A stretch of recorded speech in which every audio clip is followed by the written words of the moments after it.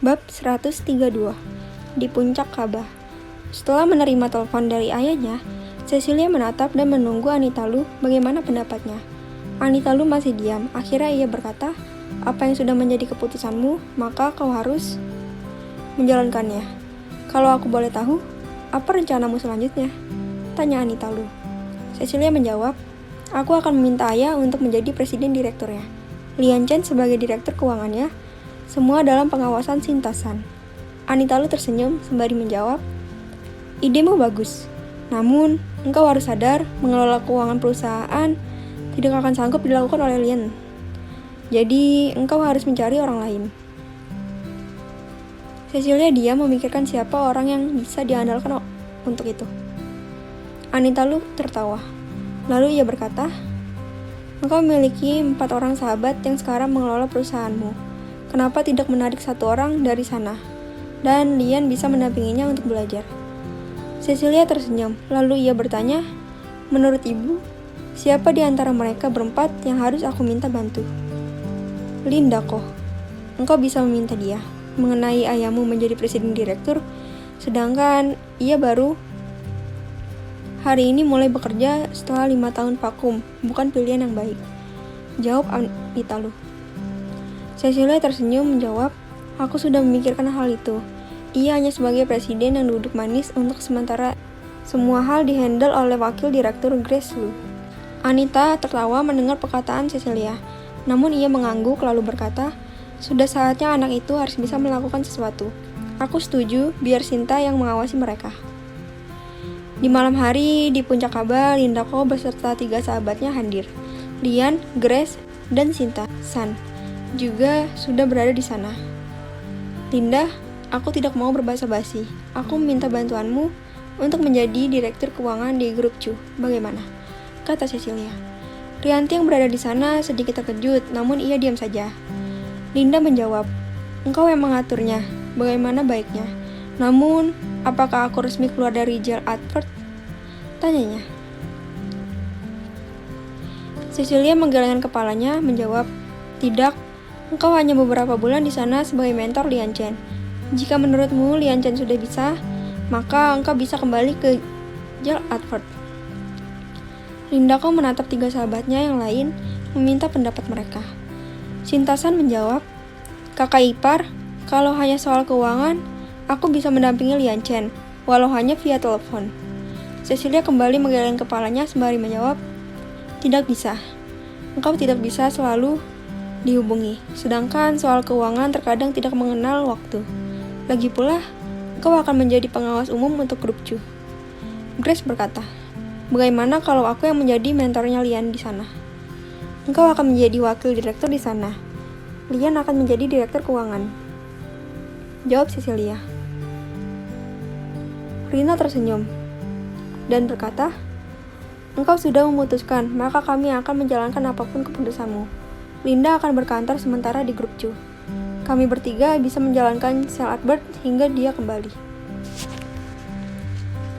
Cecilia tersenyum mendengar jawaban Rina dan menjawab, "Terima kasih. Sekarang bagaimana dengan Grace dan Lian? Apakah kalian berdua setuju?" kata Cecilia. Grace tertawa dan menjawab, "Aku setuju daripada di Donghai selalu menjadi bahan tertawaan ia," sambil menunjuk Sinta-san. Cecilia menjawab, "Di grup Chun pun engkau harus belajar. Jika engkau tidak cukup baik, maka aku akan menarikmu ke Sel Advert," ancam Cecilia. Lian yang dari tadi diam, ia pun berkata, "Kakak ipar, aku siap menjalankan perintahmu." Lian ingat ketika salah menjawab permintaan Sinta-san dulu hingga dia gagal menjadi project manager perumahan di utara. Sinta-san tersenyum menepuk bahu Lian dan ia berkata, "Aku akan selalu ada. Kapanpun kau bisa menghubungi untuk bertanya." Lian tersenyum mengangguk. Pertemuan itu berakhir, maka semua kembali ke rumah masing-masing. Sinta-san yang diminta tinggal oleh Cecilia masih menunggu duduk di sana bersama Anita Lu. "Kakak, ada apa? Kenapa engkau sekarang mengurus grup Chu?" tanya Rianti. Cecilia menceritakan semua pada Rianti tentang siang tadi, hingga keputusan ini diambil. Karena Sinta juga mendengar, maka Cecilia berkata pada Sinta-san, Ia pun berkata, aku meminta bantuanmu besok untuk ini. Selain masalah keuangan, namun juga dokumen. Anita Lu menambahkan, engkau harus menyiapkan dana 1,5 triliun membeli saham Chu Group. Jadikan grup itu bagian dari Donghai. Sinta tersenyum dan menjawab, aku mengerti sekarang. Setelah dokumen ditandatangani, engkau ke bank untuk menekan mereka membayar pokok hutang dan mereka harus menghapus semua bunga dan denda, kata Cecilia. Sintasan menjawab, serahkan padaku, besok bank akan mengikuti maunya kita. Sisa uang akan ditransfer ke rekening Chu Group di bawah kendali Lindako dan Lian. Rencana yang bagus. Cecilia tertawa kecil sembari menjawab, di sini ada ibu, rencana apapun akan bagus. Kakak, semua orang bekerja, sedangkan aku harus terus belajar, apakah tidak ada bagianku? Tanya Rianti. Cecilia menjawab, tentu ada.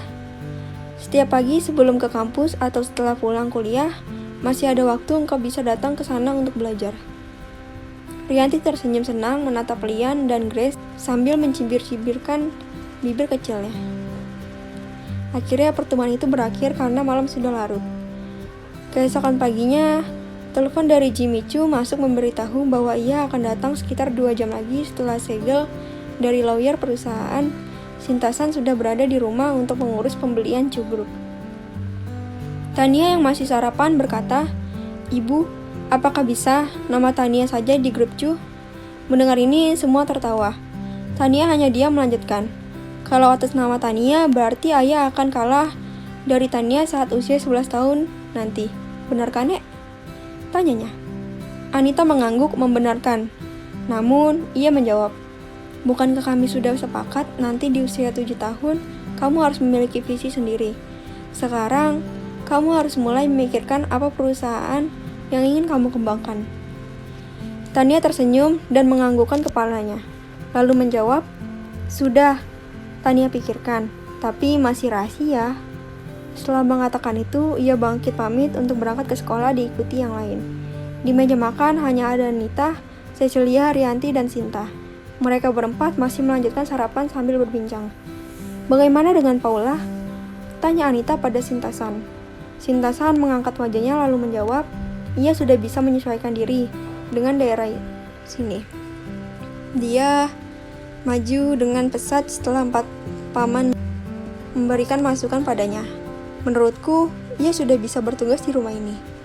Cecilia diam saja, karena masih memiliki rasa cemburu di hati ketika suaminya datang jauh-jauh menyelamatkan Paula. Jika ia tahu sebenarnya, maka Cecilia tidak akan bersikap seperti itu. Anita tersenyum mendengar jawaban Sinta, lalu berkata, engkau atur kapan ia bisa melapor untuk bertugas. Sintasan mengangguk dan berkata, baik, aku akan mengawasinya. Anita Lu menatap Cecilia yang sedikit tidak suka dengan pembicaraan mereka tentang Paula. Sebagai orang tua, ia memahami bahwa menantunya ini merasa cemburu. Kenapa engkau diam saja? Apakah engkau merasa cemburu pada Paula? Tanya Anita Lu. Cecilia mengangkat wajahnya menatap Anita Lu tanpa menjawab. Sintasan tertawa melihat sikap Cecilia Chu ini. Ia lalu berkata, kakak ipar, engkau cemburu pada Paula? Itu tidak perlu. Mereka 4 keluarga terikat sumpah tidak akan menikah dengan keturunan keluarga Lu. Mendengar ini, Cecilia menatap Sinta, lalu memalingkan wajahnya pada Anita Lu meminta penjelasan lagi. Apa yang disampaikan Sinta, itu benar. Kamu tidak perlu takut, jelas Anita. Cecilia tersenyum dan berkata, aku memang sedikit merasa tidak nyaman ketika mendengar ia menyelamatkan Paula di timur jauh. Anita sekarang yang tertawa lalu berkata, engkau tidak tahu, keluarga kita tidak akan meninggalkan pengawal atau siapapun yang berada di samping medan tempur. Sedapat mungkin membawa mereka kembali hidup atau mati. Ia menambahkan, baik itu wanita atau laki-laki akan dibawa pulang. Aku salah, jawab Cecilia menundukkan kepalanya. Anita menggelengkan kepalanya menjawab, kamu tidak salah. Sebagai seorang istri, wajar jika kamu merasa cemburu. Karena sarapan sudah selesai, mereka pindah ke taman belakang. 1 jam kemudian, telepon Anita berdering. Panggilan masuk dari Pang Ye. "Nyonya besar, di sini ada Tuan Jimmy Chu. Ingin naik ke atas pohon petunjuknya," kata Pang Ye. Anita Lu menjawab dengan bertanya, "Ia bersama siapa?" Pang Ye menjawab, "Ia bersama seorang pria." Anita kembali menjawab memberikan perintah. "Hanya ia yang boleh naik, temannya silakan kembali." "Baik, Nyonya," jawab Pang Ye. Pang Ye menatap Jimmy Chu lalu berkata, "Tuan, yang bisa naik hanya Anda sendiri. Teman Anda silakan kembali atau bisa menunggu di sini." Teman Jimmy adalah Georgie Chu. Dengan mendengar ini, ia berkata, "Aku saudaranya. Aku juga paman Cecilia, kenapa aku tidak boleh naik?" Pang Ye tersenyum sembari menjawab, "Tuan, jika Anda kaisar pun, jika tidak ada izin naik, maka tidak boleh naik. Apa Anda mengerti?" Georgie berkata pada Jimmy, "Kalau begitu, batalkan saja. Kita tidak perlu bertemu dengan putri sombongmu itu." Jimmy diam sejenak lalu menjawab, "Kalau begitu, kita sudah siap menerima semuanya. Tidak ada lagi grup Chu dan keluarga besar Chu di Jiangling." Lalu ia berkata pada Pang Ye, "Kakak kami akan kembali, sampaikan pada putriku, kami tidak jadi naik ke puncak." Jimmy yang mengendarai mobil memutar balik mobilnya kembali ke kediaman keluarga Chu. Pang Ye hanya tersenyum mengangguk sembari menjawab, "Baik Tuan, akan saya sampaikan pesan Anda."